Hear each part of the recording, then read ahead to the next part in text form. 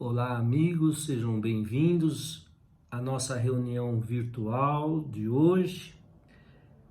Hoje o nosso tema será Na Forja da Vida.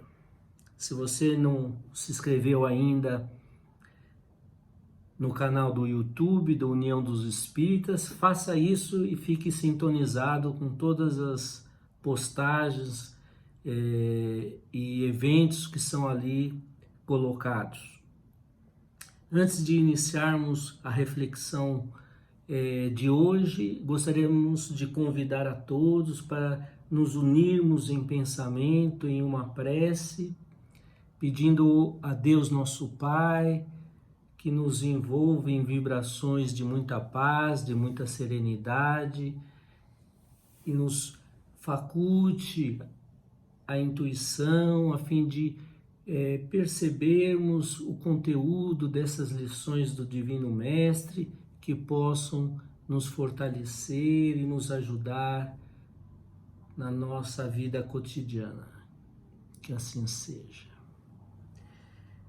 Bom, meus amigos, esse tema, Na Forja da Vida, é o título de uma mensagem que está inserida no livro da Esperança, que foi psicografado por Francisco Cândido Xavier, ditado pelo Espírito Emmanuel.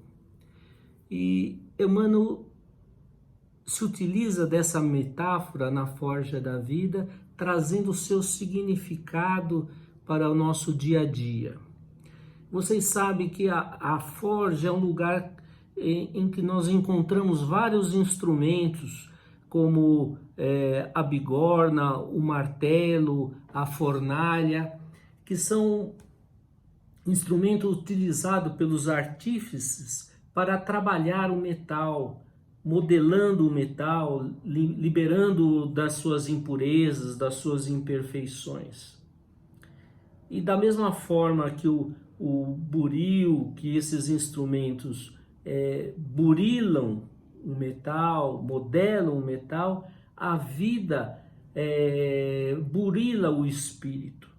Através das várias situações, das várias experiências que nós encontramos no dia a dia, que são estímulos para o desenvolvimento das nossas potencialidades. Essas experiências trabalham o espírito, liberando-o das suas imperfeições. Nós sabemos que nós fomos criados na condição de espíritos simples e ignorantes.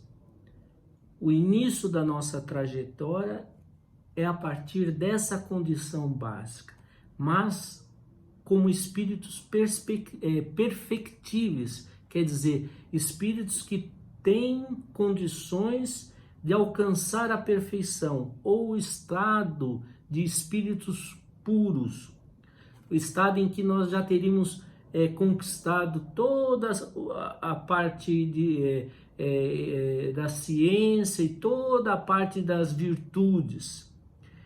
Desse trajeto da criação até a perfeição, a que todos nós estamos destinados a alcançar, talvez é o único determinismo que nós vamos encontrar, que a evolução, é que nós todos vamos chegar a esse estado de espírito puro. A partir dessa criação, nós fazemos esse trajeto de ascensão.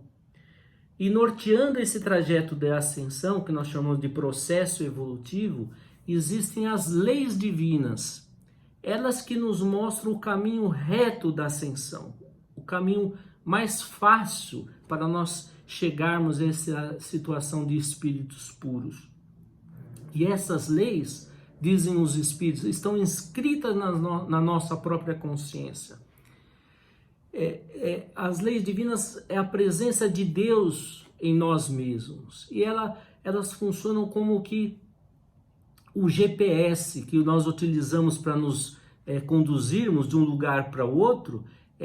Nós temos um GPS particular, cada um de nós, não é? Em que nós conversamos, quando damos abertura, nós nos sintonizamos com Deus e está ali, ele vai sinalizando qual a rota certa a ser seguida. Agora, quando nós entramos na humanidade, quando nós conquistamos o pensamento contínuo, a razão, nós também adquirimos a possibilidade de opções, de optarmos, de escolhermos, que é o nosso livre-arbítrio. E ao mesmo passo, nós conquistamos também a responsabilidade pelos nossos atos, não é? Então, nós somos livres para escolhermos a velocidade dessa caminhada de ascensão, somos livres para escolhermos o trajeto e somos responsáveis pelas nossas escolhas. A Terra é uma escola e nós estamos aqui num processo de aprendizado. E nessa escola, cada escola tem uma grade curricular, tem um conteúdo que precisa ser aprendido. Nessa nossa escola, que nós chamamos de Terra, nós temos alguns mecanismos de aprendizado. Nós conhecemos o aprendizado através das provas e das expiações. As provas são aqueles testes que nós nos submetemos para ver se já conquistamos aquele conteúdo que foi ensinado, se nós já conquistamos alguma capacitação. Então nós escolhemos algumas experiências que vamos testar, nós vamos provar se nós já podemos avançar para uma etapa seguinte, para um nível seguinte. E temos as expiações, que são as consequências dos nossos atos, dos nossos equívocos, e que nos alcançam, não é? Na forma de consequência dos nossos atos, para que nós possamos aprender com essas falhas, e esse processo nos cobra, a partir do arrependimento, não é? A vivência da mesma situação que nós expusermos outra pessoa, e nos convida também a repararmos aquele a quem nós prejudicamos. E essas provações, essas expiações vão surgir no nosso dia a dia na forma das diversas experiências. Então, pode ser a experiência de uma doença, a experiência de relações conflituosas, a provação ou a expiação da riqueza ou da pobreza.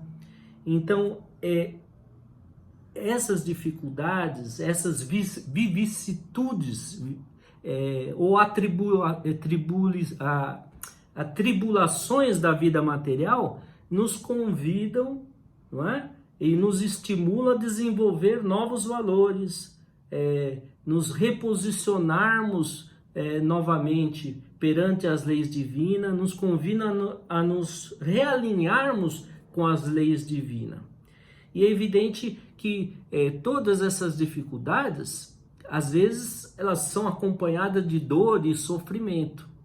E nós sempre imaginamos da primeira vista que nós estamos sendo vítimas de uma injustiça,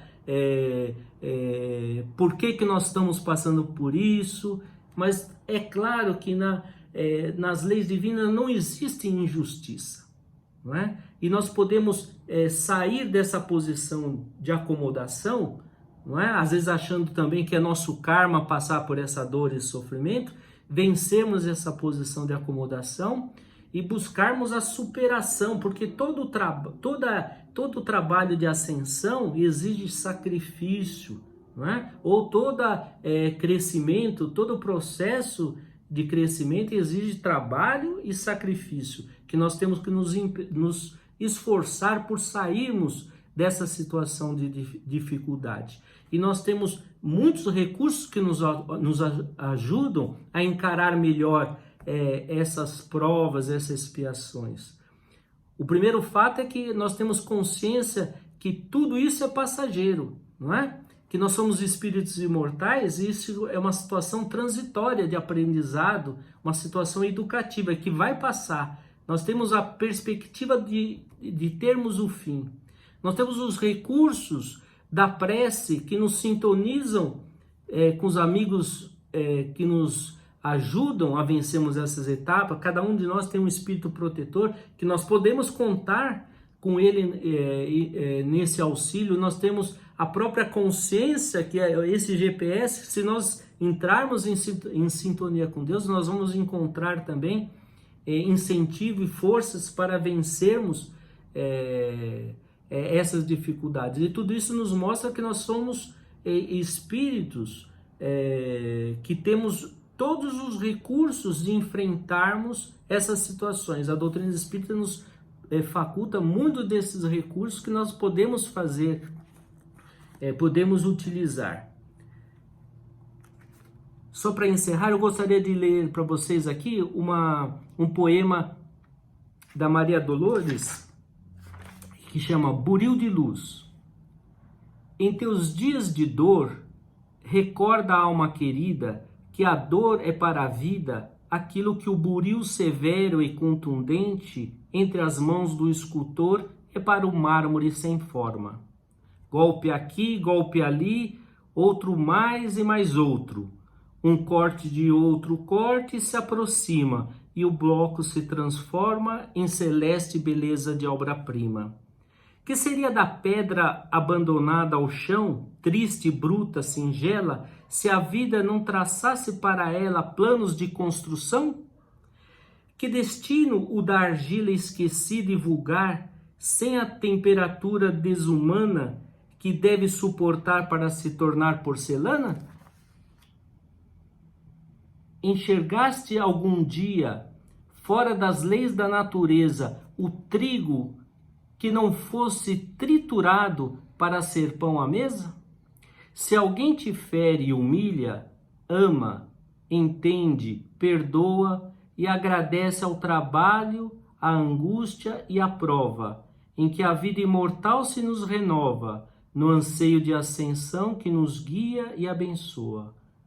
Alma querida, escuta, para seguir à frente, em plena elevação, sempre mais alta e linda, quem não chora, não serve e não padece ou luta, parece tão somente um ser espiritual em formação que não nasceu ainda. Então, meus amigos, voltemos novamente o nosso pensamento a Deus em agradecimento por esses instantes de convivência em que estivemos em sintonia, e que nós possamos, com estas mensagens, nos fortalecer para as lutas, para a nossa caminhada evolutiva. Que assim seja. Muito obrigado pela atenção de todos e não se esqueçam de se inscreverem em nosso canal, União dos Espíritas. Um abraço a todos.